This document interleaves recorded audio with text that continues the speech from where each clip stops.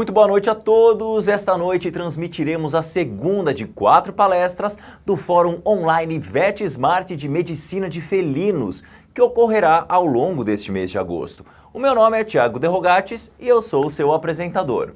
O VetSmart TV é uma iniciativa dos aplicativos e sites VetSmart para oferecer gratuitamente a clínicos de pequenos animais e estudantes de medicina veterinária conteúdo técnico atualizado em parceria com as principais empresas do setor. O tema abordado de hoje será diarreia crônica e todos que estão assistindo receberão através do e-mail cadastrado no VetSmart o certificado de presença online. Vale lembrar que o nome do seu certificado será exatamente o nome que você cadastrou no VetSmart. Então, se você deseja atualizar o seu nome, acesse a área de cadastro no VetSmart pelo aplicativo ou pelo site e faça a sua alteração. A transmissão de hoje tem o patrocínio da Royal Canin. A precisão nutricional é parte do DNA da Royal Canin.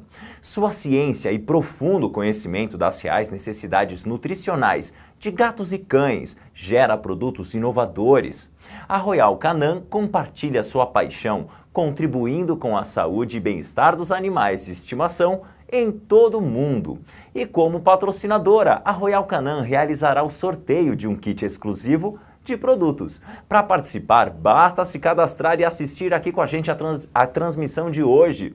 Nós vamos divulgar o nome do vencedor ou da vencedora no final dessa transmissão. E a médica veterinária convidada para a apresentação de hoje é a professora Cristine Martins. Muito boa noite, Cristina. Que bom ter você aqui com a gente. E nós temos também a participação do Eduardo Zanelli, que ele é coordenador de comunicação científica da Royal Canin. Boa noite, Eduardo. Boa noite, Thiago. Boa noite, Cristine. É um prazer ter vocês aqui com a gente mais uma vez. Bom, eu vou falar brevemente do currículo da professora Cristine.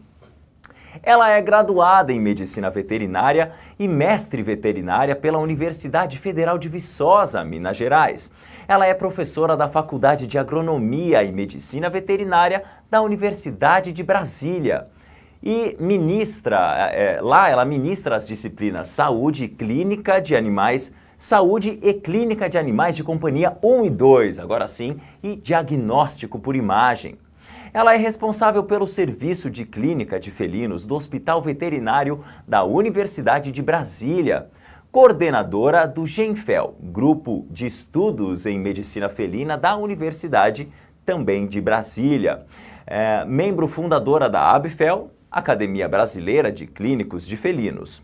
E ao longo da apresentação, você que está assistindo a gente pode enviar suas perguntas para o WhatsApp para o número que vai aparecer aí na sua tela. As perguntas serão respondidas em tempo real pela nossa equipe e, como o volume de perguntas às vezes é muito alto, algumas perguntas vão ser respondidas posteriormente por e-mail. Bom, eu vou passar agora a palavra para a nossa convidada de hoje, que vai conduzir a sua apresentação a todos vocês. Boa aula, boa palestra, professora. Obrigada, Thiago. Então, boa noite a todos. O tema da nossa início aqui vai ser a abordagem clínica, principalmente da diarreia crônica em gatos. A gente sabe que é um problema bastante comum na clínica de felinos, desde animaizinhos mais jovens até hoje a gente vê bastante gatos idosos com diarreia. Então é logicamente que a abordagem tem que ser bastante diferente. Primeiramente, só para lembrar, uma rápida definição de diarreia, com um aumento de volume e ou frequência de defecação de fezes com maior conteúdo de água. E lembrando que por ter um maior conteúdo de água, a desidratação causada pela diarreia pode ser bastante grave. Então, isso no filhote pode causar alterações bastante graves, inclusive a morte, se a quantidade de diarreia for muito grande. Então, nem todas as diarreias são graves. Alguns sinais indicam diarreias mais graves. É o caso, por exemplo, da dor abdominal significativa. Dores abdominais muito graves associadas com diarreia podem estar associadas com lesões mais significativas, inclusive com perfurações, com pancreatite. Então, as dores abdominais são sinais que a gente tem que ficar preocupado. Outra sinal de gravidade na diarreia é se essa diarreia estiver acompanhada de febre. Isso, num filhote, pode ser sinal de uma doença infecciosa, uma virose, por exemplo. Num animal mais velho, isso pode ser sinal de neoplasia, porque algumas neoplasias também podem causar febre. Outra característica que aumenta a gravidade das diarreias de maneira geral é a presença de sangue. Porque se tem sangue na diarreia, isso significa que a barreira mucosa está aberta, está quebrada. Isso há um potencial de haver uma translocação bacteriana. Num animal debilitado, isso pode representar uma causa de sepse, por exemplo.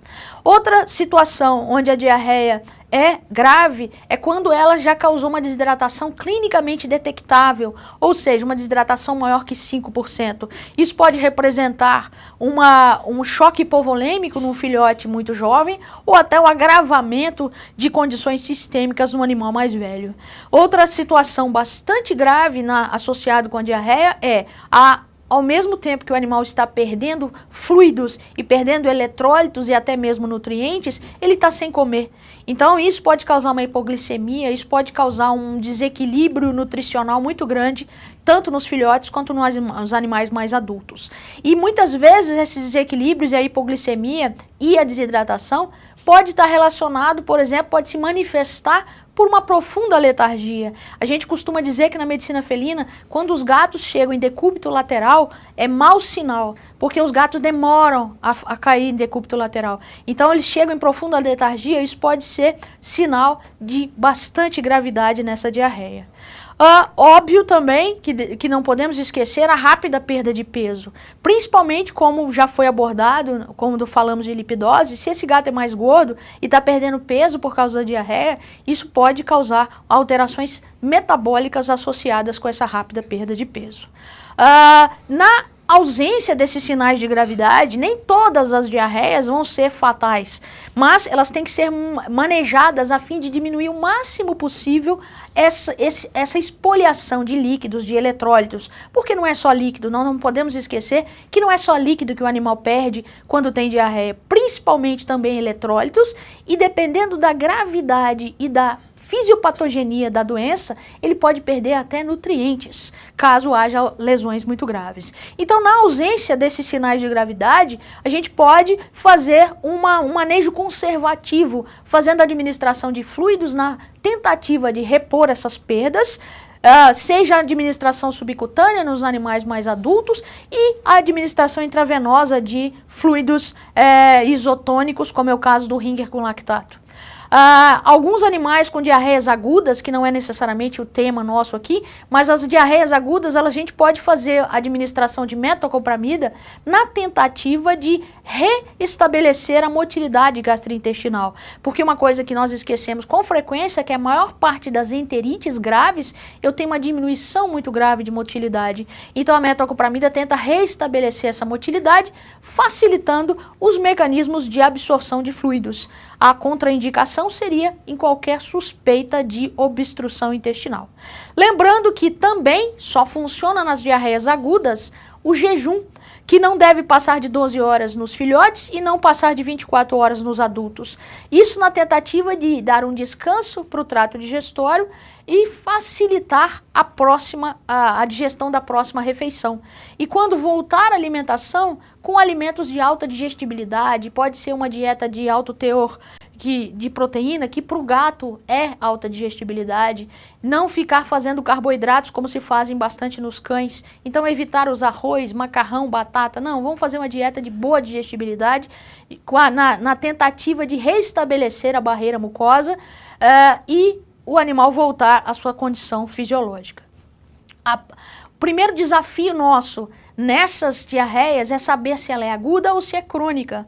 A maior parte das diarreias agudas tem um desses três causas, ou é uma indiscrição alimentar, que no caso dos gatos acontece com menos frequência do que nos cães, e a indiscrição alimentar é uma maneira educada e eufemística de dizer que ele comeu o que não devia ou comeu demais. Então isso acontece com mais frequência nos cães, mas também nos gatinhos, principalmente nas alterações de dieta, nas alterações de alimentação.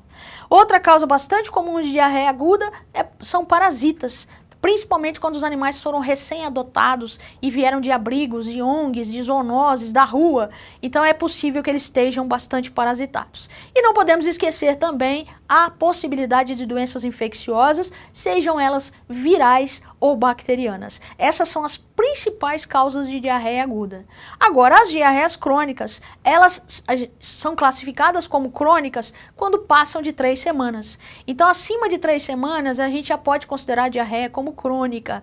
Agora, cuidado, eu posso ter uma diarreia aguda não tratada ou tratada de maneira inadequada, que ela pode se perpetuar. Não quer dizer necessariamente que ela vai virar uma diarreia crônica. Lembrando que as diarreias crônicas, elas são mais comuns em gatos adultos e idosos, onde nos vai dar mais trabalho para descobrir a etiologia.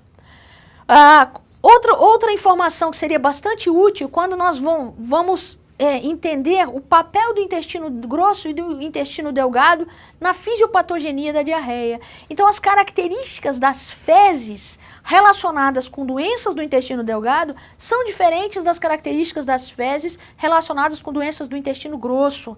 Como a gente sabe que a maior parte dos processos digestivos e absortivos acontecem no intestino delgado, por isso nós vemos, como o quadro está mostrando, volumes maiores das diarreias do intestino delgado. Eu posso ter presença de esteatorreia, ou seja, gordura não digerida, eu posso ter presença de alimentos não digeridos, enquanto o intestino grosso, as principais funções do intestino grosso é armazenamento de fezes até a hora da defecação e absorção de água. Então, o que basicamente vai acontecer é, eu tenho, por exemplo, a presença de muco, que é as células produtoras de muco, a maior parte delas estão no intestino grosso. Eu tenho sangue vivo, então eu vou ter hematoquesia, enquanto no intestino delgado eu tenho melena. As outras características são muito mais comuns no intestino delgado. Outra coisa que é bastante útil é observar o momento da defecação. Como o intestino grosso é aquele responsável pelo desencadeamento do reflexo de defecação, você vai ter um aumento que a gente chama de aumento de necessidade. É a hora que o gato, por exemplo, defeca fora do seu lugar. Lembrando que os gatos são bastante cuidadosos com a sua higiene, e quando a gente encontra fezes fora do lugar, isso é um indicativo que ele não conseguiu chegar até a caixa. Ou porque ele tem uma dor, ou ele tem essa urgência, essa frequência maior, considerando a inflamação do intestino grosso. E isso também se manifesta no ato da defecação.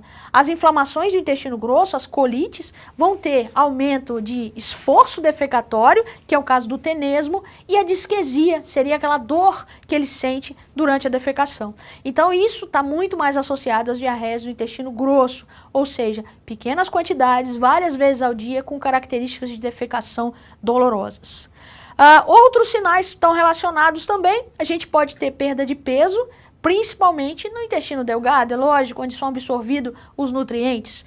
Os vômitos podem ocorrer nos 2 tipos de diarreia, mas mais comuns no intestino delgado. Flatulências e halitose, principalmente relacionados com alterações de motilidade. Isso vai acontecer também nas enterites do intestino delgado. Então, algumas dessas características nos auxilia na localização da diarreia, não necessariamente no diagnóstico. Achados clínicos que a gente começa a explorar essa diarreia. Primeiro, se essa diarreia não é parte de uma desordem sistêmica, ela pode ser uma indicação de uma doença sistêmica. É o caso, por exemplo, nos animais mais velhos, nos gatos mais velhos, o hipertiroidismo. Muitas vezes, a única característica do hipertiroidismo de um determinado gato é a diarreia. Então, ele pode ser parte, por exemplo, de uma doença renal com alterações na mucosa. Então, primeira coisa que eu tenho que determinar se não tem uma doença sistêmica causando a diarreia.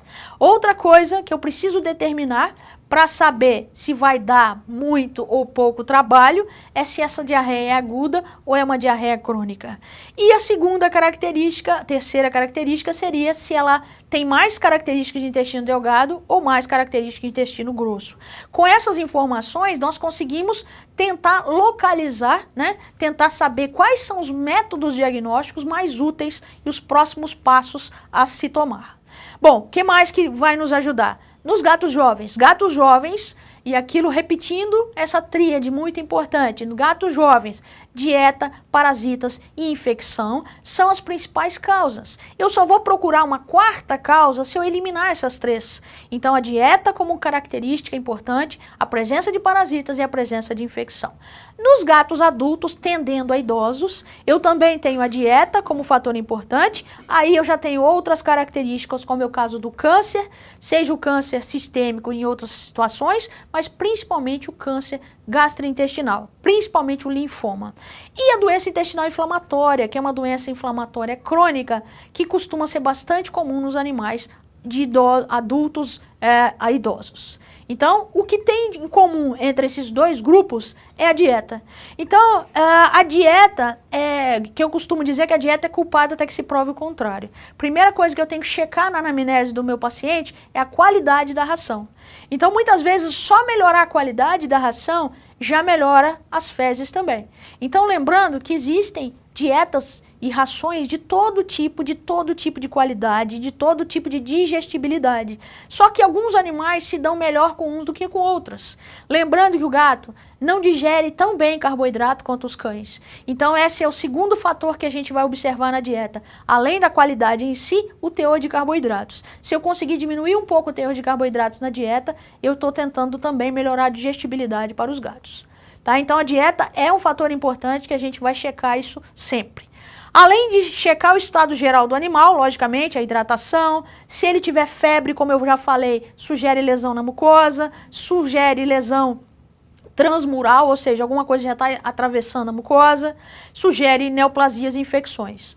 A presença de dor abdominal sugere inflamações, sugere inclusive peritonites e isquemias, nada específico. E nós temos que começar a acumular informações. Lembrando que nos gatos mais velhos faz parte do exame geral, palpação da tireoide, que é um sinal que começa a aparecer nos gatos com hipertiroidismo, aumento de volume das tireoides. O exame oftalmológico, por que entra? O que tem uma coisa a ver com a outra? Gatinhos jovens com diarreias crônicas, sem resposta ao tratamento, se tiverem alterações oftalmológicas que sugerem, por exemplo, uveíte, ele pode ter, por exemplo, infecções com vírus da peritonite infecciosa felina. Então é uma característica bastante importante. Agora, uma combinação bastante assustadora que nós devemos ficar ligados é diarreia crônica, associado com perda de peso e apetite aumentado. É aquele gato que come bastante, come muito, come além do que ele comia antes, continua perdendo peso e com muita diarreia. Muitas vezes o proprietário fica incomodado com essa situação, achando que a causa da diarreia é o aumento de apetite, mas na verdade é o contrário. Então o animal tem uma perda grave e um processo metabólico associado. As causas mais frequentes dessas alterações, o primeiro, descartando o hipertiroidismo, que é uma doença sistêmica endócrina, nós ficamos ali com a doença intestinal inflamatória, a insuficiência pancreática exócrina e o linfoma. Se fosse um cachorro, a insuficiência pancreática exócrina provavelmente seria a nossa primeira opção para testar. Mas os gatos têm pouquíssimas situações de insuficiência pancreática exócrina. Então, depois que eu descarto o hipertiroidismo, eu fico com 50% de chance de doença intestinal inflamatória e, infelizmente, também com 50% de chance de ser linfoma. Lembrando que, se o proprietário demorou demais a trazer o gato para a gente, pode ser que o apetite já não esteja mais aumentado. Então, essa característica de apetite aumentado é no início da doença. Se ele está tentando compensar a perda de nutrientes. Mas depois que ele começa a ficar fraco e magro, a tendência é o apetite diminuir também. Então a gente tem que perguntar o histórico, a evolução dessa diarreia para a gente saber se isso combina com essa combinação aí de 3 sinais. Bom, outra coisa que chama atenção é essas duas características de idade, né? Eu vou mostrar 2 exemplos aqui em 2 espectros de idade. Esse é um gato jovem, de 5 meses de idade, comprado na feira. Então eu costumo dizer que na feira você compra peixe, galinha, mas gato não é um bom lugar para comprar na feira. Então é um gatinho jovem, com diarreia crônica, e ele só não estava pior porque ele não tinha perdido o apetite. Então ele continuava comendo bem, ele continuava bebendo água, então ele não estava clinicamente mal, mas ele estava com muita diarreia. E observando aqui na região perianal dele, todo grudado de diarreia. Infelizmente vocês não conseguem sentir o odor, mas o cheiro bastante ruim de diarreia pútrida. Então, lembrando aquelas características, gatinho jovem, dieta parasita infecção. A dieta foi rapidamente eliminada, ele comia uma ração super premium de filhote, comia bem, com bom apetite, e não houve nenhuma mudança recente. E a gente fica lá, parasita infecção. Provavelmente infecção também não, porque ele tinha características, não tinha nenhuma característica de infecção, hemograma, nada disso. Então a gente vai ficar com a parasitose. Daqui a pouco eu mostro para vocês o exame de fezes dele. Do outro lado do espectro, do outro lado da moeda, uma gatinha de 13 anos de idade, com aquelas características de doença, aumento de apetite, diarreia crônica e emagrecimento progressivo. Ela nunca foi uma gata grande, mas no período que eu fiquei sem vê-la, ela perdeu praticamente metade do peso. Uma gata de apartamento, comendo ração de boa qualidade, sem doença sistêmica. Inclusive, a primeira coisa que eu fiz foi testar para hipertiroidismo. E não tinha. Então, observem que ela estava pesando 1,5 kg. O peso normal dela era 3.400, a última vez que eu a vi. Em um período de 1 ano e meio, ela perdeu metade do peso. E depois de tantos exames, a gente acabou chegando à conclusão que ela tinha insuficiência pancreática exócrina. Aqui é uma exceção, porque realmente não seria a primeira coisa que eu pensaria. A primeira coisa que eu pensaria seria realmente o hipertiroidismo e depois doença intestinal inflamatória e linfoma. E aí nós fomos evoluindo nesse diagnóstico até não sobrar mais nada e fechamos insuficiência pancreática exócrina. É o mesmo que esse gato aqui tinha. Observem que ele não tinha diarreia totalmente, mas um volume de fezes muito grande. O proprietário falava pra gente que era esse volume de fezes, às vezes com mais ou menos conteúdo hídrico, 3 a 4 vezes por dia. Você imagina um gato que magro, observe que ele estava magro, com pelo arrepiado, com esse volume de fezes 3 a 4 vezes por dia. Era muitas fezes. Esse gato também tinha insuficiência pancreática exócrina. Eu botei os dois aqui porque os dois são exceção. E esse gato aqui na necrópsia, o pedacinho que sobrou do pâncreas dele está ali na transparência do aumento. Embaixo do baço ali a gente vê o pouquinho que sobrou do pâncreas dele. Uma atrofia pancreática bastante inédita, eu nunca tinha visto desse jeito. Bom, o que a gente vai procurar nesses gatos aí? Lembrando que a gente está falando de diarreia crônica e principalmente que vai acontecer mais frequentemente nos animais mais velhos. Então eu vou fazer um perfil bioquímico dele, porque a doença renal é uma causa de diarreia importante, por isso, além do bioquímico, a urinálise. Lembrando das retroviroses, dependendo da cidade onde você mora, a incidência, né, a prevalência dessas doenças é altíssima. E, como eu falei, o hipertiroidismo, a gente deve testar todo gato acima de 7 anos de idade para o hipertiroidismo antes que ele fique doente. Lógico que o exame de fezes é um exame mais importante como triagem inicial. Isso seria muito mais importante, inclusive, nos animais mais jovens que têm contato com o meio externo. Se é um animal, um animal de apartamento que não vai em lugar nenhum, a possibilidade de achar parasitas é bem menor. Agora, se é um animal de apartamento que não tem contato com o meio externo e não tem parasitas, além do copo parasitológico, eu preciso de outros exames de fezes, como, por exemplo, uma citologia de fezes, a possibilidade de uma cultura ou até métodos diagnósticos um pouco mais avançados, caso você suspeite de alguma alteração. Uma outra coisa que muita gente faz, mas eu não acho que seja muito benéfica, é o chamado diagnóstico terapêutico. Na verdade, eu acho que o diagnóstico terapêutico só pode ter bons resultados em 2 situações. Quando você faz vermífugo e quando você troca a dieta. Ou seja, você acha que é verme, fez vermífugo, melhorou. Você acha que a dieta, mudou a dieta, melhorou. Nesse caso, as alterações, os manejos não vão piorar o quadro do animal. Eu não devo fazer diagnóstico terapêutico com antibióticos, com corticoides, porque além de não acertar a causa, pode ser que eu piore outras situações, né? Algumas situações onde você suspeita, por exemplo, de aumentos de volume, de corpos estranhos. Existem hoje vários exames que qualificam a função intestinal e pancreática. Lembrando que a digestão de gordura, de proteína e de carboidrato necessita do suco pancreático. Então, a função pancreática também está importante. Hoje a gente já tem disponível no Brasil essa avaliação completa com a dosagem de TLI. O TLI, o que é? São os compostos semelhantes à tripsina, isso avalia a função pancreática. A cobalamina, que é a vitamina B12. No caso do gato, ela precisa que o pâncreas esteja funcionando bem e que o intestino distal esteja funcionando bem. Aí os níveis de cobalamina vão estar normais. E o folato é absorvido no intestino proximal. Então, a produção de folato pelas bactérias e a absorção, tudo isso, as características vão nos dar um exame funcional. Eu vou saber qual parte do intestino, qual parte do pâncreas está ou não está funcionando. É lógico que quando você solicita um exame de fezes, é muito interessante você fazer um macroscópico das fezes. Hoje é muito comum o proprietário mandar para o nosso telefone a foto de fezes, né? Isso, na verdade, é útil. A gente observa, por exemplo, características de fezes. Eu vejo aqui fezes volumosas, com 2 volumes diferentes, só que foram feitos na mesma hora. Observe que o volume superior é um volume com pouco menos de água do que o de baixo. Isso quer dizer que essas fezes ficaram mais tempo no intestino grosso. Elas tiveram mais tempo de perder água, né? O intestino grosso teve mais tempo de absorver água.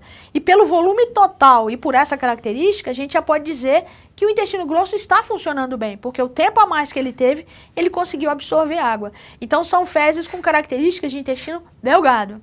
Outra maneira de ver que é intestino delgado, observem que fezes com características de brilho, um brilho excessivo. Esse brilho excessivo muitas vezes está associado com presença de gordura, ou seja, esteatorreia. A digestão de gordura nesse caso não está bem feita. Aqui, ao contrário daquela, sendo um gato, você vê aqui nesse caso ele fez fora da caixa de areia, fora da vasilha sanitária. Isso quer dizer que já dá uma conotação de urgência. Então, sendo urgência, a gente vai pensar intestino grosso, o que combina muito bem com as características que nós vemos nessas fezes. Presença de muco e de rajas de sangue. E um volume muito pequeno, que dá para comparar com a decoração do chão. Observe que o volume dessas fezes é bastante pequeno. Então esse gato tem uma colite. Agora eu preciso descobrir a causa dessa colite, mas que é uma colite, a gente não tem dúvida. Observe essas fezes aqui completamente aquosas, né? Pouca quantidade, mas tem volumes de sangue também. Essas daqui, características de muito sangue, então aqui, só por aqui a gente já vê uma gravidade muito grande, tem até coágulos de sangue ali. A gente vê muito pouco isso em gato, é mais comum a gente ver isso em cachorro, mas isso é fezes de gato. Observem um volume muito grande, provavelmente esse gato está magro, provavelmente ele está perdendo nutrientes também, porque é um volume e líquido bastante grande. Bom, outros métodos diagnósticos daqui para frente vai depender da cronicidade. Observe que se você pega um filhote, faz exame de fezes e deu verme, você não precisa fazer mais nada. Agora, você tem um gatinho de 15 anos que não tá aparecendo nada nos exames iniciais, a gente começa a avaliar de maneira mais adequada. Então, a ultrassonografia abdominal é extremamente útil nessa situação, porque ela começa a achar áreas de espessamento, e essas áreas de espessamento tanto pode ser inflamação segmentar, como pode ser também neoplasia. No caso das diarreias crônicas, a avaliação endoscópica com biópsia por endoscopia não é tão útil quanto em outras situações. Aqui seria mais útil uma colonoscopia se o gato tem características de colite. Mas para intestino delgado, a endoscopia nesse caso não é tão útil. Muitas vezes as pessoas acham radical nós fazermos uma laparotomia para o diagnóstico de diarreia. Mas imagina, você tem um gato de 15 anos emagrecendo e você não acha a doença. Aí no ultrassom me mostra que eu tenho áreas de espessamento. O que eu vou fazer se eu não sei o que é? Eu prefiro mandar para a laparotomia do que ficar tentando adivinhar o que está acontecendo. Não esquecer que essas inflamações podem estar associadas também com inflamações no pâncreas e no fígado. Ou elas podem, ou esses espessamentos, ou vistos no ultrassom e visualizados e comprovados na laparotomia, pode ser linfoma alimentar, que é mais comum do que a gente imagina. Então, as características do ultrassom, lembrando que a ultrassonografia intestinal não deve ser feita de maneira rápida e inadequada. O ultrassonografista tem que gastar bastante tempo nas alças intestinais, porque essas doenças são segmentares. Eu posso ter um pedaço enorme totalmente normal, macroscopicamente, de um lado de uma área com alguns centímetros de diferença. Então, quando você solicita a radiografia, a ultrassonografia, você tem que especificar para o ultrassonografista que você está desconfiando de uma doença intestinal. Senão ele vai olhar de maneira idêntica todas as regiões. Bom, algumas causas específicas de diarreia. Primeira coisa que eu tenho que descartar seriam as alterações não gastrointestinais. Então, essas aqui são doenças sistêmicas, metabólicas, sejam elas hepáticas, renais, o hipertiroidismo, cetoacidose diabética, a ingestão de toxinas, a infecções fúngicas sistêmicas em algumas regiões existem, tá? Então, depois que eu descartei as desordens não gastrointestinais, a gente começa a pensar com as coisas mais comuns. Entre elas, nós temos os parasitas. Quem nunca pegou um filhote com uma giardia que nunca vai embora? Então, a giardíase é uma causa frequente de diarreia, tanto em jovens quanto em adultos, sendo que é muito mais frequente em jovens. Então você tem mais ou menos uma prevalência de 4% numa população em geral e chega até 12% numa população confinada, por exemplo, um abrigo, até uma casa mesmo, onde tem uma quantidade grande de gatos. Nos adultos, a diarreia costuma ser subclínica e transitória, ou seja, geralmente o animal não tem grandes alterações sistêmicas ou costuma nem ter diarreia. E esse é um problema sério, porque muitas vezes a pessoa leva o gatinho ao veterinário, o filhote, mas não leva o adulto. E aí você, veterinário, trata o filhote e daqui um mês ele volta com giardia de novo. E todo mundo fica pensando que essa giardia está resistente. Mas na verdade você tem o adulto em casa servindo de abrigo para essa giardia. Lembrando também do ambiente, né? Então em filhotes ela costuma causar uma diarreia aguda, fétida, clara e mucoide. O diagnóstico, geralmente, a gente pode fazer, se você tiver um microscópio, por mais vagabundo que seja, o exame direto, ele pode ser feito, apesar de que ele tem pouca sensibilidade, mas positivo é positivo mesmo. O ideal para aumentar a sensibilidade é fazer o teste com flutuação sulfato de zinco, isso é o laboratório que vai fazer, de 3 amostras fecais diferentes. Cada laboratório vai te guiar do jeito que eles preferem. Eu posso fazer dia sim, dia não, coletar 3 amostras e mandar uma de cada vez, ou posso misturar as 3 e mandar para o laboratório, para você aumentar a sensibilidade do seu teste. O teste mais sensível hoje é o kit de ELISA. Já tem vários kits comerciais onde você acha o antígeno da giardia nas fezes. Isso é independente do animal ter ou não ter diarreia, tá certo? Então isso você pode fazer nos gatos todos da casa se você suspeitar que um tem e os outros não manifestam. No tratamento, eu vou colocar aqui o que eu tenho mais experiência, existem outras indicações. Os 2 fármacos que eu mais utilizo, um deles é o metronidazol, na dose de 25 mg por quilo, 2 vezes ao dia, dependendo da infestação, 5 ou até 7 dias. Ou o febendazol. O febendazol a gente costuma utilizar quando o gatinho nunca foi vermifugado. Lembrando que o febendazol ele também mata vermes nematóides. Então, além da giardia ele tiver outro parasita, o febendazol pega também. Tá? Então a gente pode utilizar ou um ou outro. Lembrando também que na giardia é muito importante a prevenção. Então, além da limpeza ambiental, e aí pode ser hipoclorito mesmo, a água sanitária, e limpar os pelos, principalmente nos gatinhos jovens e peludos, porque eles não costumam se limpar direito e aquelas fezes grudadas ali na região perianal pode servir de transmissão para todo mundo. Não esquecer que a giardia é uma zoonose, então aquele pelo pode transmitir não somente para os filhotes, mas para os outros animais, mas também para os seres humanos, né? Então a gente todo filhote recém-adquirido deve ser lavado, deve fazer uma tosse higiênica para evitar de contaminar o ambiente e os seres humanos que convivem com ele. Aquele gatinho que eu mostrei anteriormente, com aquelas fezes grudadas ali, fazendo um exame direto, a gente observa isso aí, ó. Isso aí a gente filmou no microscópio mesmo, a quantidade de giardia nadando no sobrenadante. A gente coleta direto do reto do animal, uma gota de soro fisiológico nas fezes e a gente observa isso aí. Essa daqui é as fezes desse gatinho. Uma única gota de fezes, a gente viu essa quantidade gigantesca de giardia. E o mais interessante desse gatinho é que ele já tinha sido vermifugado.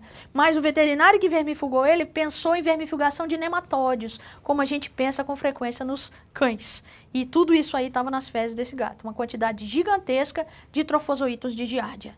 Tá? Aqui no maior aumento e aqui no menor e aqui no maior aumento. Então a gente vê, isso aí é um exame positivo, eu não preciso nem mandar para o laboratório para dizer que isso aí é giardia. Beleza? Então, olha só, se não for giardia, outro parasita que nada parecido desse jeito, que tem características muito parecidas, é o Tritricomonas. Hoje, eu peguei poucos casos de tricomonias até hoje, mas o Tritricomonas, ele é o mesmo agente causador de doenças em bovinos, por exemplo, em zonas rurais. Mas, por algum motivo, ele cai no ecossistema e os gatos são afetados. Principalmente gatos jovens, e as diarreias são de intestino grosso, principalmente. Então, geralmente são diarreias que não causam grandes desidratações, mas causam desconforto, porque é tenesmo, hematoquesia, e o animal sente aquela região ali, dolorosa, a região anal, tá? A maioria dos gatos são assintomáticos e costuma ser muito mais frequente em ambientes confinados, de alta densidade. O problema do Tritricomonas é que muitas vezes você manda o exame para um laboratório humano e ele vem positivo para giardia, porque o laboratório às vezes não está preparado para o diagnóstico de Tritricomonas. O laboratório humano, o laboratório veterinário já está preparado para isso. Então o diagnóstico não é tão simples quanto é da giardia, e a notícia pior ainda é que o tratamento é ruim, né? Então aqui a gente tem na citologia, se fizer citologia, você vai ver que é bem diferente um parasita do outro, mas só o parasitologista veterinário está acostumado a fazer essa diferenciação. Então, a notícia pior agora é o tratamento. Ele não responde aos mesmos fármacos que matam a giardia. A gente tem a indicação do fármaco que pega o Tritricomonas é o Ronidazol. O Ronidazol, ele tem o problema de ser potencialmente hepatotóxico e neurotóxico, principalmente em filhotes. Então a gente fica num beco sem saída ali, o tratamento pode fazer mais mal que a própria doença, tá? Outro parasita que pode aparecer, esse aqui eu vejo com mais frequência em gatos imunossuprimidos, gatos com FeLV, FIV. Então ele pode aparecer em alguns exames clínicos, físicos, parasitológicos, mas o tratamento não é muito simples. Um dos protocolos é a azitromicina. Então a gente vai ficar de olho em gatos imunossuprimidos com Cryptosporidium, ok? Os eumintos, diferentemente do que acontece nos cães, os eumintos não tem uma frequência tão grande nos gatos. Mas a gente vai ter, por exemplo, em animais que vieram da rua, que vieram da zoonose, principalmente aí o Toxocara cat e alguns ancilóstomas. O diagnóstico é muito mais simples, muito mais rápido, e o tratamento, principalmente, a gente pode utilizar ou Pirantel ou Febendazol. Esses dois vermífugos têm características bem interessantes. Primeiro, o Pirantel é o mais seguro para filhotes jovens. E o Febendazol é o mais seguro para fêmeas gestantes. Então, você tem escolhas aí a fazer durante o tratamento. Mas esses são os mais eficientes. Outros que hoje a gente tem pego um pouco mais também são coccídeos tipo isóspora ou cistoisóspora, depende da nomenclatura. O isóspora, ele também dá diarreias de características do intestino delgado ou grosso, mas ele costuma ser muito oportunista. Geralmente ele vem junto com outros parasitas. Ele não é tão difícil de erradicar como a giardia, e ele responde bem ao tratamento com sulfa, com trimetoprim ou a furazolidona. Então aqui tem um exame de fezes. Essas fotos foi eu mesmo que fiz no microscópio, então qualquer um consegue ver uma isóspora dessas daí. E você achando o isóspora, você trata, o tratamento costuma ser bastante eficiente. Em relação a etiologias virais, o vírus mais importante aqui é o parvovírus, né? É o vírus causador da panleucopenia. O mesmo vírus, características de parvovírus como é no cão. Só que aqui não é tão prevalente como é a parvovirose no cão. É um vírus com características de adaptação ao gato mais antigas e causa uma doença muito semelhante. Você tem febre, depressão, anorexia, vômito e diarreia. Como é um vírus muito mais antigo em termos de adaptação, a diarreia e a doença em si no gato, ela costuma ser mais aguda do que ela é no cão. E alguns gatinhos até morrem em 24 horas por causa de sepse, dependendo do grau de leucopenia que esse vírus causa. Então o diagnóstico, né, da mesma maneira que a gente faz o diagnóstico da parvovirose canina, pelos sinais e pelo histórico, a leucopenia violenta e os testes que qualquer teste que você usa para ELISA na parvo canina serve para ser utilizado aqui também. Seja ele de fezes, ou seja ele sorológico, os testes caninos servem aqui também. O tratamento da mesma maneira, não existe tratamento específico, é manter o gato vivo até o ciclo do vírus passar, né? Então é sintomático de suporte, assim como a gente trata a parvo canina. Outros vírus que podem causar doenças, esses aqui, as características deles são diferentes, a gente não sabe a importância de cada um deles aí nas doenças crônicas, mas o pior deles aí talvez seja o coronavírus entérico, que um dia pode deixar de ser o coronavírus entérico e virar o causador da peritonite infecciosa felina.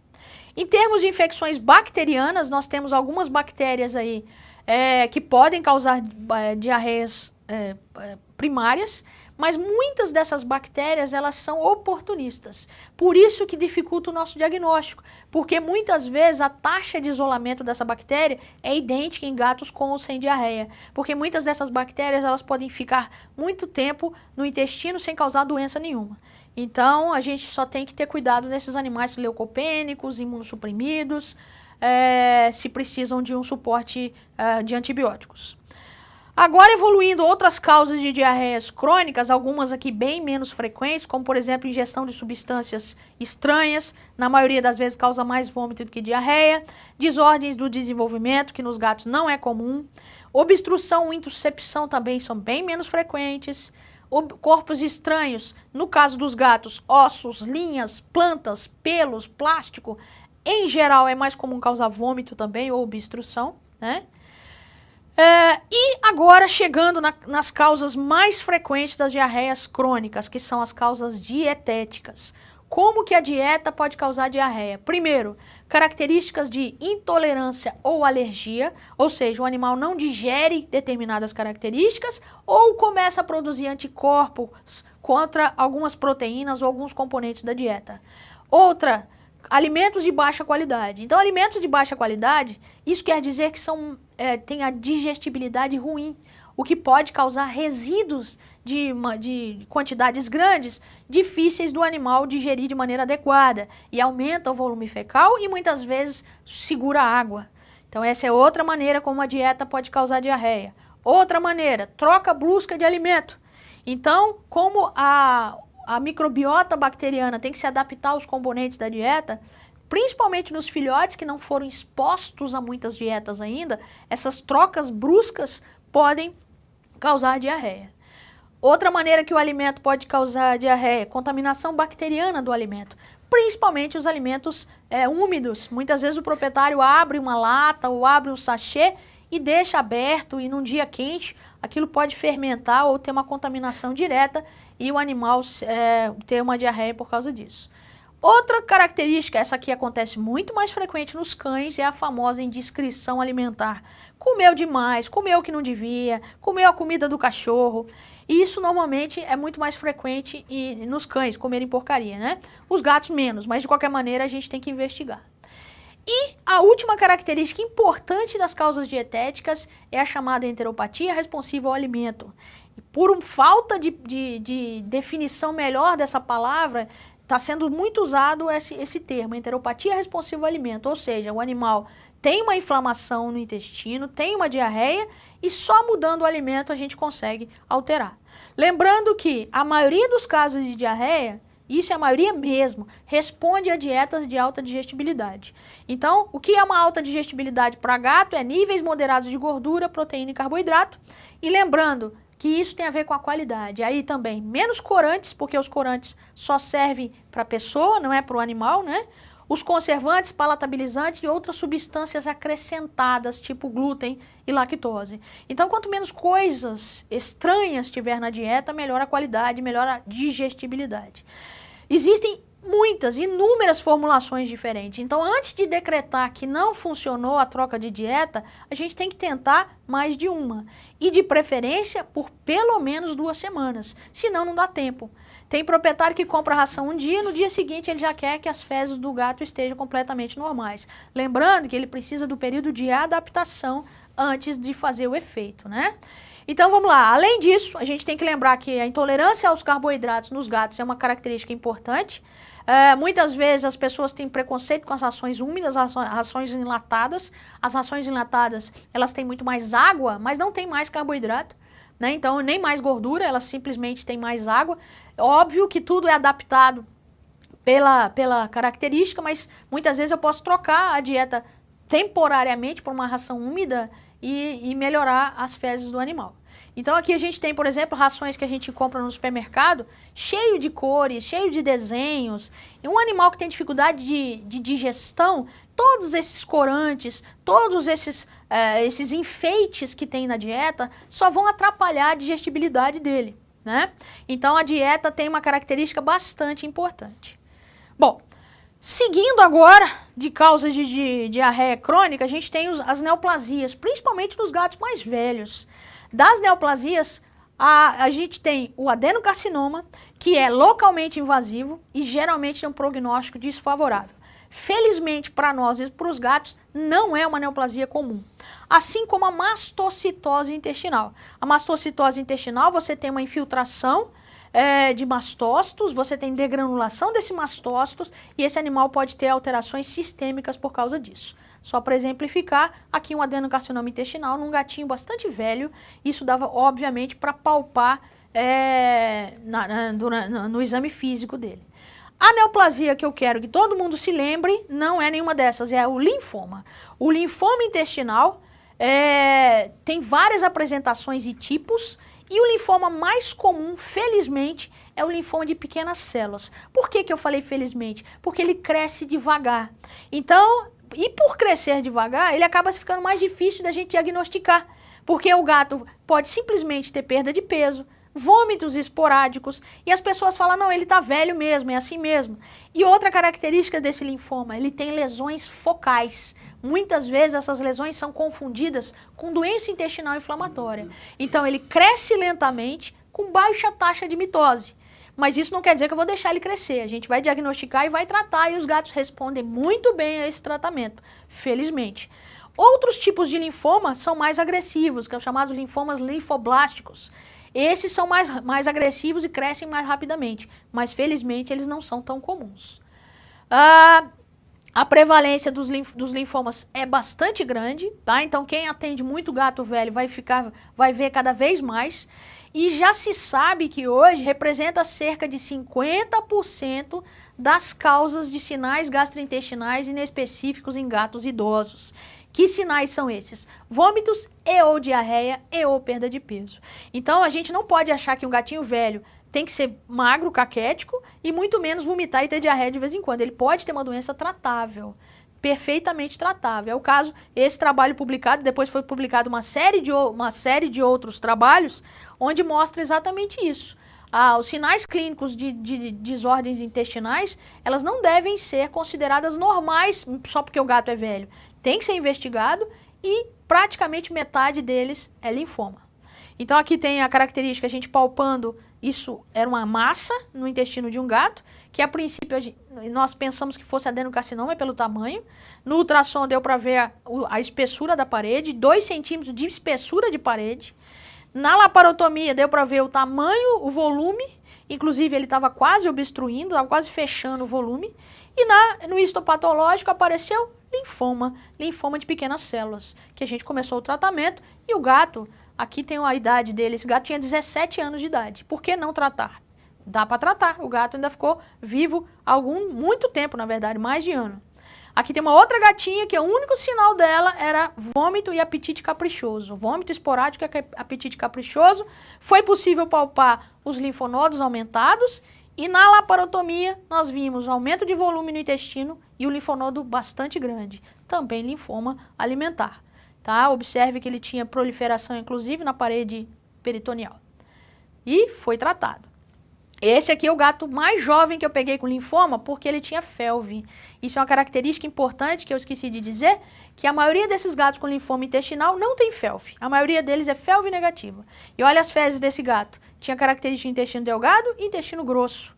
E ele tinha realmente, observem aqui a laparotomia dele, onde a gente consegue visualizar as áreas hemorrágicas e o linfonodo reativo. Linfoma também. Só que o dele era linfoma misto, não era de baixo grau, porque ele tinha felve. Bom, e a última característica aqui né? A última doença que nós vamos falar é a doença intestinal inflamatória. E é uma coisa importante a gente lembrar que a doença intestinal inflamatória idiopática crônica, esse é o nome oficial dela, não é uma única doença, é um grupo de desordens intestinais crônicas. E já tive a oportunidade de dizer como os gatos gostam de inflamações imunomediadas. Esse é mais um grupo de inflamações imunomediadas que os gatos podem ter. Ela é classificada, entre aspas, como causa comum de diarreia e vômito crônico no gato. Mas muitas vezes as pessoas fazem um diagnóstico muito apressado, muito precipitado de doença intestinal inflamatória, sem procurar outras causas. O que representa essa inflamação nada mais é do que uma resposta exacerbada a um antígeno relativamente inócuo.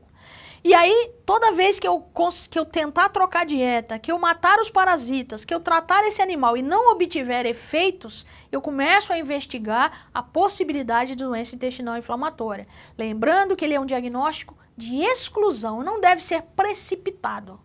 Tá? Então, normalmente, como todas as inflamações imunomediadas, a etiopatogenia não é elucidada e a gente sabe que vários antígenos podem desencadear. O que a gente sabe é que o trato intestinal está respondendo exacerbadamente a essas agressões com excesso de células. Então você vai ter excesso de estímulo antigênico. Só para lembrar aquele trabalho que eu mostrei anteriormente, metade era linfoma, a outra metade era o quê? Doença intestinal inflamatória. Os sinais clínicos são totalmente inespecíficos, gato de meia idade a idosos. O que chama atenção e que mata a gente de raiva muitas vezes é porque a sintomatologia é cíclica. Você acha que está tratando, mas na verdade ele estava melhorando. Ele não fica com diarreia ou o tempo todo doente. A maior parte dos animais, inclusive, nem tem diarreia. Tem mais vômito do que diarreia. Eu pode ter diarreia, perda de peso, letargia, anorexia na época de crise. E essa diarreia tanto pode ser do intestino delgado quanto do intestino grosso. E pode ter características de diminuição de motilidade, que é o caso de flatulências, borborignos, halitose, etc. Então é um animal com doença crônica, não podemos esquecer. Rapidamente aqui nós temos esse quadro que foi publicado recentemente, comparando a doença intestinal inflamatória com aquilo que eu falei anteriormente, a enteropatia responsiva ao alimento. E nós vemos aqui algumas características muito importantes, que a doença intestinal inflamatória ela é mais comum em gatos de meia idade e idosos, enquanto a enteropatia em gatos jovens. Tá? E os sinais clínicos são os mesmos. O curso clínico costuma ser o mesmo também. O que chama atenção é o quê? Você troca a dieta e você tem um resultado importante. Tá? Você descarta a presença de ectoparasitas e realiza o teste dietético. Melhorou? Não é doença intestinal inflamatória, ou pelo menos não é doença intestinal inflamatória grave. Tá? Se você não tiver resultado nenhum, você vai ficar com essa doença intestinal inflamatória aí como diagnóstico possível. E quem vai estar do lado dela agora é esse quadro comparando com o linfoma alimentar. Tá? Agora, com o linfoma, observem aqui que é bastante parecido. O único lugar onde você vai fechar o diagnóstico é lá embaixo, na avaliação do histopatológico. Tem hora que não tem jeito. Tá? Essa é a versão original desse quadro que vocês podem ter acesso. Bom, sinais clínicos além dessa diarreia, que põe crises de diarreia aguda, pode ter um diarreia o tempo todo, e que responde apenas temporariamente. Tanto pode ter característica de intestino delgado, quanto características de intestino grosso. E outra coisa importante, pode estar associado a eventos estressantes. Isso é uma coisa cada vez mais visto no gato. O gato sofre um estresse, ele tem diarreia. Isso parecido com o ser humano em algumas situações. Bom, no exame físico não tem nada, na palpação abdominal você pode observar espessamento ou linfadenopatia e, como eu falei, é um diagnóstico de exclusão. Quais são os métodos mais úteis? Ultrassonografia primeiro, biópsia segundo. Então eu tenho espessamento de parede com linfonodo aumentado, segundo eu faço a biópsia. Por quê? Porque tem que ficar piscando na minha cabeça, pode ser linfoma. A essa altura do campeonato, a possibilidade é a mesma. Então aqui a gente vai fazer uma biópsia intestinal e no histopatológico vai me dar as características de infiltrado, na maioria das vezes linfocítico. No ultrassom, o ultrassonografista vai mostrar pra gente áreas espessadas, mas não espere espessamentos enormes, são espessamentos sutis e segmentares. Então o ultrassonografista vai mostrar pra gente. E aqui, por exemplo, é uma foto daquele trabalho de 100 casos, onde ele mostra uma alça intestinal normal e uma alça intestinal espessada. Agora, o que será isso? Doença intestinal inflamatória ou linfoma? Não sei. Depois que eu fizer a biópsia, eu vou descobrir. Bom, sendo um desafio diagnóstico, o tratamento, a boa notícia do tratamento é a maioria dos gatos responde a uma combinação de intervenção dietética e farmacológica. Agora, a má notícia é cada gato responde a uma combinação diferente. Se não responder, a gente vai considerar que eu posso ter uma outra doença, não é obrigado a ter uma doença só. Se eu não tenho problemas de cooperação do proprietário, é muito comum, por exemplo, você prescrever uma ração hipoalergênica e o proprietário começa a misturar a ração hipoalergênica com outra coisa porque o gato não quer comer. Então é melhor rasgar dinheiro, porque você misturar a ração hipoalergênica com outra coisa, ela deixa de ser hipoalergênica, né? O diagnóstico, será que está correto ou você ficou com preguiça de procurar e já decretou doença intestinal inflamatória? E se não compensa fazer uma nova tentativa dietética? Das tentativas dietéticas, né, nós vamos comentar sobre isso. Agora, não deixe de tratar o tratável. Não adianta você achar que é doença intestinal inflamatória e fazer o proprietário gastar com ração se o animal tem parasita. Então, só vamos fazer a terapia dietética depois de eliminados os parasitas. Então, eu tenho duas frentes aí, a dieta com restrição antigênica, chamada hipoalergênica, ou com proteína hidrolisada, por pelo menos 2 semanas. Com 2 semanas, você já tem uma noção se está funcionando ou não. No caso dessa inflamação ser apenas no intestino grosso, de colite, a dieta rica em fibras seria mais interessante. Das dietas comerciais, as mais ricas em fibras são as dietas para gato velho, as dietas para diabético e para perda de peso. Essas têm mais fibras para utilizarmos. Como eu vou utilizar anti-inflamatórios, antes de qualquer outra coisa, eu vou dar uma limpada, entre aspas, no intestino e eu posso utilizar um curso de amoxicilina com metronidazol ali mais ou menos uns 10, 15 dias. Outra coisa que eu costumo utilizar, principalmente quando o gato já é imunossuprimido, é fazer ácido ursodeoxicólico como um imunomodulador. Em algumas situações, não é sempre que a gente utiliza isso, não. Outra coisa que pode ajudar são os probióticos. Lembrando que a gente, primeiro, tem que ter cuidado com a qualidade desses probióticos e que eles não resolvem todos os problemas do mundo, eles são apenas adjuvantes. Os fármacos que provavelmente você vai precisar utilizar de qualquer maneira são os anti-inflamatórios e imunossupressores. O corticoide é o que a gente lembra mais fácil e é o mais barato e mais fácil de usar. Doses imunossupressoras e eu vou diminuindo da mesma maneira. Eu começo com 2 a 4 miligramas por quilo e vou diminuindo até o efeito desejado. Lembrando dos efeitos adversos nos gatos, o mais comum sendo o diabetes. E observar a presença de infecções oportunistas, inclusive quando são gatos velhos, observar infecções na boca, infecções nas glândulas paranais, são infecções escondidas que você está fazendo aflorar, né? Outra opção, se o corticoide não for legal, a budesonida, que também é um corticoide, só que é um corticoide de ação local. Ela não causa grandes alterações sistêmicas, mas por causa disso, ela tem a desvantagem de não agir no estômago ou no pâncreas. Então, se tiver inflamação no estômago e no pâncreas, ela não ajuda. A outra desvantagem dela é que ela é um pouco mais cara que o corticoide em termos de custo para o proprietário. Outros imunossupressores, o único outro que a gente pode recomendar é o clorambucil. O clorambucil, ele é muito imunossupressor, né? Inclusive ele é utilizado também no tratamento do linfoma e a gente tem que considerar apenas se o tratamento com corticoide foi insatisfatório, né? Então a gente tem que ter cuidado pelo efeito imunossupressor somatório aí, ok? Outro detalhe importante que eu posso utilizar em todas as doenças crônicas dos gatos, doenças gastrointestinais crônicas, suplementação de cobalamina, vitamina B12, e necessariamente tem que ser injetável, subcutâneo, já que o problema vai ser na absorção. Então essa é uma dose básica que eu posso utilizar para todos os gatos, 0,25 miligramas por gato. Eu faço uma vez por semana durante 6 semanas. Eu utilizo bastante a suplementação de cobalamina para todas as doenças gastrointestinais crônicas. Bom, finalizando aqui, no caso do prognóstico dessas doenças, ela é muito bom prognóstico para o controle, mas é ruim para a cura. A gente tem que lembrar também que ela pode fazer parte da tríade, ou seja, eu posso ter inflamações pancreáticas e hepáticas associadas. Então eu tenho que considerar que o tratamento pode interferir com isso também. Lembrando também que hoje a gente tem uma perspectiva futura aí de novos estudos de imunidade, inibidores de interleucina. Os gatos, as pesquisas dessas doenças estão pegando carona aí com as pesquisas humanas. Então, acaba que a gente provavelmente vai ter novidades aí para frente. Mas, finalizando aqui, o que eu queria comentar por final, que a gente deve repetir os exames de fezes, deve fazer exames de fezes bem feitos, lembrando que os filhotes têm que ser vermifugados com frequência, lembrar sempre de saber o status felv-FIV desse gato, porque interfere com tudo. A modificação dietética desse animal, seja ela comercial ou caseira, deve ser criativa. Eu não posso pegar só uma ração e achar que ela vai resolver todos os problemas do mundo. E evitar, na medida do possível, muitas tentativas terapêuticas, principalmente nos filhotes.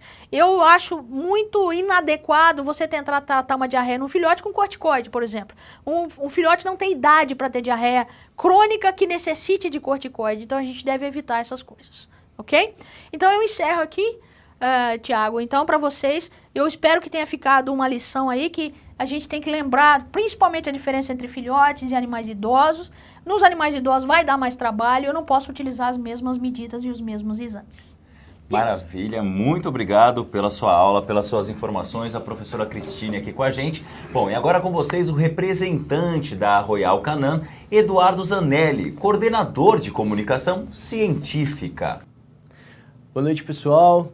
É um prazer estar aqui com vocês de novo e hoje a gente vai falar como a nutrição pode auxiliar nos problemas gastrointestinais, que foi o assunto que a professora Cristine falou conosco agora há pouco. Então, o vômito e a diarreia, como a gente viu, são alterações muito comuns e podem causar, inclusive, a morte de filhotes ou a debilidade, levar à debilidade de gatos adultos e idosos bastante rápido. A causa, como a gente viu também, tem um problema muito variável e nós vamos ver que algumas soluções nutricionais, como a gastrointestinal, possuem uma formulação específica que traz para a gente uma segurança digestiva, o que melhora a digestão desse alimento e evita a ocorrência de diarreias. Então, os produtos do bloco gastrointestinal vão trazer o Digestive Security para a gente, que nada mais é do que a combinação de alta digestibilidade proteica, alta digestibilidade de carboidratos e a utilização de alguns tipos de fibra específicos que nós vamos ver um pouco mais para frente também. Além da utilização de ácidos graxos do tipo ômega 3, que tem uma função bastante interessante quando a gente quer um resultado específico. Então, a gente pode perceber que existe essa utilização de ingredientes de altíssima digestibilidade, como o amido, por exemplo, o que limita a excreção fecal, ou seja, se a gente utiliza um amido de boa qualidade, um carboidrato de boa qualidade, a gente vai diminuir o volume de fezes, a gente vai melhorar a absorção dos nutrientes, a sensibilidade às enzimas vai ser melhorada, uma vez que esses nutrientes são de mais fácil digestão, né? A gente utiliza um mix específico de fibras, tanto de fibras solúveis e insolúveis. Falando de fibras solúveis, como a polpa de chicória, a polpa de beterraba, por exemplo, elas vão ter uma fermentação específica no intestino desses animais e essa fermentação vão produzir ácidos graxos de cadeia curta, principalmente o butirato, e esses ácidos graxos de cadeia curta, eles têm a capacidade de diminuir o pH do cólon, o que naturalmente vai favorecer o crescimento de bactérias benéficas, além de nutrir os enterócitos especificamente, tá? E manter uma microbiota mais saudável, favorecendo o crescimento desses micro-organismos tão importantes para a digestão e para a saúde do animal como um todo. Falando um pouquinho de fibras insolúveis, elas estão relacionadas com a capacidade de reter água. Tá? Então, quando a gente utiliza um mix de fibras como a casca de ervilha, o psyllium, por exemplo, a gente consegue melhorar o score fecal, o que melhora as fezes, especificamente o seu volume e a sua consistência. Essas fibras insolúveis também vão auxiliar o peristaltismo, ou seja, a gente vai conseguir modular pressão mecânica que esse animal vai sofrer com relação ao bolo fecal, diminuindo ou aumentando esse peristaltismo. A utilização de alguns prebióticos específicos, como o MOS, por exemplo, né, parede celular de levedura, ela tem a capacidade de aumentar a imunidade local, especialmente do intestino, o que, se a gente tiver uma desbiose, se a gente tiver uma ruptura na barreira mucosa, a utilização desse tipo de prebiótico vai facilitar ou vai melhorar a saúde local, favorecendo ou desfavorecendo a penetração e a proliferação de bactérias maléficas ali no local. Ele também está relacionado com o carreamento dessas bactérias maléficas para fora do trato gastrointestinal. Então, essa parede celular de levedura ela tem a capacidade de carrear essas bactérias via bolo fecal. Com relação aos ácidos graxos ômega 3, a gente tem a capacidade desses ácidos aumentando ou modulando, na verdade, a inflamação intestinal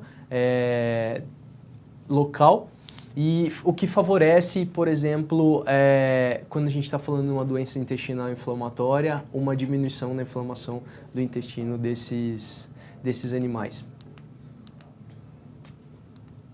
Desculpa.